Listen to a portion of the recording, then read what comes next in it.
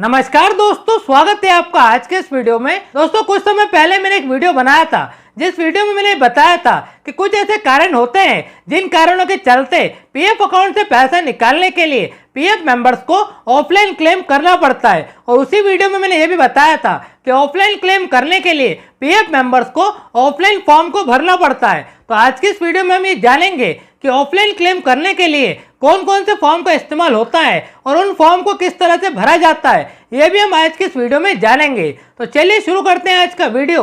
और वीडियो शुरू करने से पहले आप सभी से रिक्वेस्ट है कि इस वीडियो को अभी से कर दीजिए लाइक और चैनल को भी कर लीजिए सब्सक्राइब, क्योंकि ईपीएफओ से जुड़ी जानकारी आपको इस चैनल पर मिलती रहेगी। दोस्तों अगर बात करें कि ऑफलाइन क्लेम करने के लिए कौन कौन से फॉर्म का इस्तेमाल होता है, तो यहाँ मैं आपको बता दूं कि ऑफलाइन क्लेम करने के लिए दो फॉर्म होते हैं। पहले फॉर्म का नाम है कंपोजिट क्लेम फॉर्म नॉन आधार, यानी कि अगर आपके पीएफ अकाउंट में आधार कार्ड लिंक नहीं है तो ऑफलाइन क्लेम करते समय आपको इस फॉर्म का इस्तेमाल करना है। और दूसरे फॉर्म का नाम है कंपोजिट क्लेम फॉर्म आधार, यानी कि अगर आपके पीएफ अकाउंट में आधार कार्ड लिंक है तो ऑफलाइन क्लेम करने के लिए आपको इस फॉर्म का इस्तेमाल करना है। ऑफलाइन क्लेम करने के लिए ये दो फॉर्म होते हैं।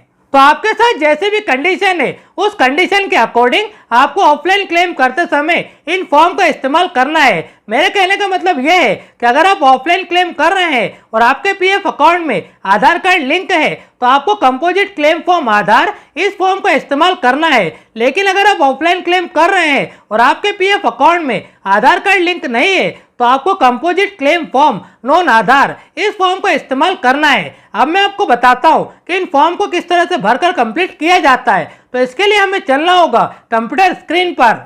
तो मैं चुका हूं कंप्यूटर स्क्रीन पर और यहां मैंने पहला फॉर्म लिया है कंपोजिट क्लेम फॉर्म नॉन आधार। बहुत ही ध्यान से आपको देखना है। तो सबसे पहला ऑप्शन है जिसमें आपको यह सिलेक्ट करना है कि आप इस फॉर्म के जरिए कौन सा क्लेम करना चाहते हैं। जैसा कि आप जानते हैं कि पीएफ अकाउंट से पैसे निकालने के लिए दो तरह के क्लेम किए जाते हैं, एक एडवांस क्लेम और दूसरा फुल एंड फाइनल क्लेम। अब फुल एंड फाइनल क्लेम भी दो तरह से होता है, जिसमें एक बार फॉर्म 19 भरा जाता है और दूसरी बार फॉर्म 10 से सबमिट किया जाता है। तो इस फॉर्म के जरिए हम सभी क्लेम कर सकते हैं। अब अगर आप इस फॉर्म के जरिए एडवांस क्लेम करना चाहते हैं तो आप यहाँ तीसरे नंबर पर टिक करें, लिखा है पीएफ नॉन रिफंडेबल एडवांस। लेकिन अगर आप अपने पीएफ अकाउंट का पूरा पैसा निकालना चाहते हैं तो आप पहले और दूसरे नंबर पर टिक करें, लिखा है PF final settlement pension withdrawal benefit. तो जो भी क्लेम आप कर रहे हैं वो आप यहाँ पर सिलेक्ट करें। उसके बाद दूसरे नंबर पर आपको आपका यानी कि पीएफ मेंबर्स का नाम लिखना है। तीसरे नंबर पर पीएफ मेंबर्स के पिताजी का नाम या पीएफ मेंबर्स अगर महिला है तो पति का नाम यहाँ पर लिखना है। चौथे नंबर पर यूएन नंबर लिखना है। अगर यूएन नंबर नहीं है तो पीएफ अकाउंट नंबर भी लिख सकते हैं। पांचवें नंबर पर पीएफ मेंबर्स का आधार नंबर लिखना है। छठे नंबर पर पीएफ मेंबर्स की डेट ऑफ बर्थ लिखना है। सातवें नंबर पर डेट ऑफ ज्वाइनिंग लिखना है, यानी कि जिस तारीख को आपने अपनी जॉब ज्वाइन की थी वो तारीख आपको यहाँ पर लिखना है। आठवें नंबर पर डेट ऑफ एग्जिट लिखना है, जिस तारीख को आपने अपनी जॉब छोड़ी है वो तारीख आपको यहाँ लिखना है। अब यहाँ आप ध्यान दें कि अगर आप इस फॉर्म के जरिए एडवांस क्लेम कर रहे हैं तो आपको यहाँ डेट ऑफ एग्जिट नहीं लिखना है। 9वें नंबर पर आपको पैन कार्ड नंबर लिखना है और फॉर्म 15G या फॉर्म 15H को भरकर इस फॉर्म के साथ में लगाना है। अब फॉर्म 15G और 15H क्या है इसके बारे में आपको ज़्यादा परेशान नहीं होना है। इसके लिए मैंने एक सेपरेट वीडियो बना दिया है। इस वीडियो के बाद आप उस वीडियो को भी जरूर देखें। उस वीडियो का लिंक आपको ऊपर आई बटन पर मिल जाएगा। लेकिन इस ऑप्शन में आपको पैन कार्ड नंबर तभी लिखना है जब आपकी सर्विस 5 साल से कम हो, और फॉर्म 15G और फॉर्म 15H भी आपको तभी लगाना है जब आपकी सर्विस 5 साल से कम हो। अगर सर्विस 5 साल से ज़्यादा है तो आप इस ऑप्शन को छोड़ सकते हैं। फिर भी अगर आपको ज़्यादा कन्फ्यूजन है तो मेरी राय से आप यहाँ पर पैन कार्ड नंबर जरूर लिख दें। 9वें कॉलम में ही एक और ऑप्शन है, यहाँ आपको नौकरी छोड़ने का कारण सिलेक्ट करना है। यहाँ कई सारे कारण दिए हुए हैं, इनमें से आपको सिलेक्ट करना है। लेकिन अगर आप इस फॉर्म के जरिए एडवांस क्लेम कर रहे हैं तो आपको ये ऑप्शन छोड़ देना है।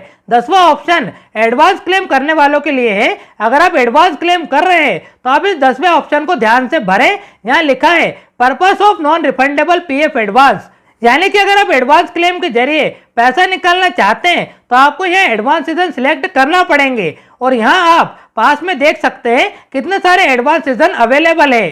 उसके बाद लिखा है अमाउंट। एडवांस क्लेम के जरिए जितना पैसा पीएफ अकाउंट से आप निकालना चाहते हैं उतना अमाउंट आपको यहाँ पर लिखना है। 11वां ऑप्शन में आपको अपने बैंक अकाउंट की डिटेल लिखना है, जैसे बैंक अकाउंट नंबर, बैंक का नाम, पता और बैंक आईएफएससी कोड। 12वें ऑप्शन में आपको आपका यानी कि पीएफ मेंबर्स का पूरा पता लिखना है। जो पता आधार कार्ड में प्रिंट है वही पता आप यहाँ पर लिखें। उसके बाद यहाँ नीचे पीएफ मेंबर्स के सील साइन होंगे और यहाँ साइड में कंपनी के द्वारा सील साइन किए जाएंगे। अब यहाँ अगर बात करें डॉक्यूमेंट के बारे में तो आपको इस फॉर्म के साथ में अपने आधार कार्ड की फोटोकॉपी, पैन कार्ड की फोटोकॉपी और बैंक अकाउंट की पासबुक की फोटोकॉपी या कैंसिल चेक भी आप लगा सकते हैं। ये डॉक्यूमेंट इस फॉर्म के साथ में आपको जरूर लगाना है। और अब ये आपका कंपोजिट क्लेम फॉर्म नॉन आधार कंप्लीट हो चुका है। इस तरह से आप इस फॉर्म को भर सकते हैं। अब बात करते हैं दूसरे फॉर्म के बारे में, जिस फॉर्म का नाम है कंपोजिट क्लेम फॉर्म आधार। यह फॉर्म उन पीएफ मेंबर्स के लिए है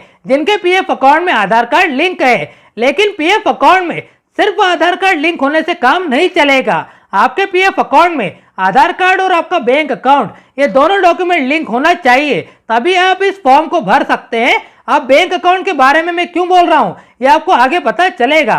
तो अब हम जानते हैं कि कंपोजिट क्लेम फॉर्म आधार को कैसे भरा जाता है। यहाँ पहले ऑप्शन में आपको वही टिक लगाना है कि इस फॉर्म के जरिए आप कौन सा क्लेम कर रहे हैं, उस पर आपको टिक करना है। दूसरा ऑप्शन में पीएफ मेंबर्स का नाम लिखना है। तीसरे ऑप्शन में पीएफ मेंबर्स के पिताजी का नाम या पीएफ मेंबर्स अगर महिला है तो पति का नाम लिखना है। चौथे नंबर पर यूएन नंबर लिखना है। अगर यूएन नंबर नहीं है तो पीएफ अकाउंट नंबर भी लिख सकते हैं। 5वें नंबर पर पीएफ मेंबर्स का आधार नंबर लिखना होगा।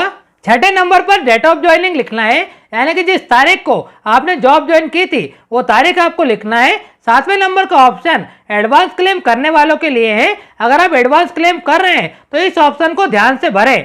यहाँ लिखा है purpose of non refundable PF advance, यानी कि अगर आप एडवांस क्लेम के जरिए पैसा निकालना चाहते हैं तो आपको यह एडवांस सीजन सिलेक्ट करना पड़ेगा। उसके बाद लिखा है अमाउंट। एडवांस क्लेम के जरिए जितना पैसा आप निकालना चाहते हैं उतना अमाउंट आपको यहाँ पर लिखना है। 8वें नंबर पर डेट ऑफ ज्वाइनिंग लिखना होगी।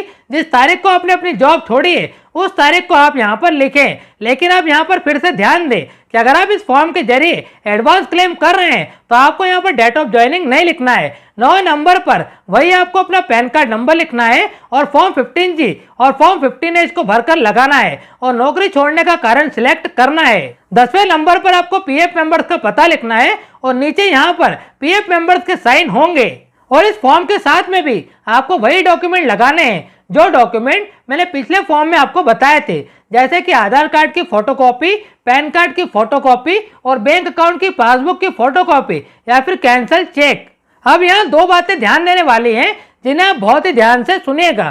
पहली तो ये कि अगर कोई PF members composite claim form Aadhaar इस फॉर्म को भरकर क्लेम करता है तो इस फॉर्म पर सिर्फ पीएफ मेंबर्स के ही साइन होंगे, एम्प्लॉयर के सील साइन की जरूरत इस फॉर्म पर नहीं होती है। वहीं दूसरी बात यह कि जिस तरह से नॉन आधार वाले फॉर्म में हमें बैंक डिटेल लिखने का ऑप्शन दिया गया था वैसा ऑप्शन इस फॉर्म में नहीं है। इसलिए मैंने कहा था कि फॉर्म को वही पीएफ मेंबर्स भर सकते हैं जिनके पीएफ अकाउंट में आधार कार्ड के साथ साथ बैंक डिटेल भी लिंक हो। तो इस तरह से कंपोजिट क्लेम फॉर्म आधार को भरा जाता है।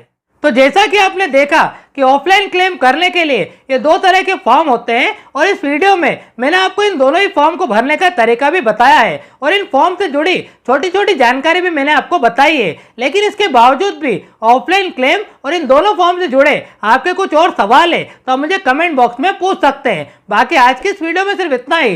ये वीडियो अगर आपको पसंद आया हो तो लाइक जरूर करें। चैनल पर अगर आप नए हैं तो चैनल को भी सब्सक्राइब जरूर कर लें, क्योंकि ईपीएफओ से जुड़ी जानकारी आपको इस चैनल पर मिलती रहेगी।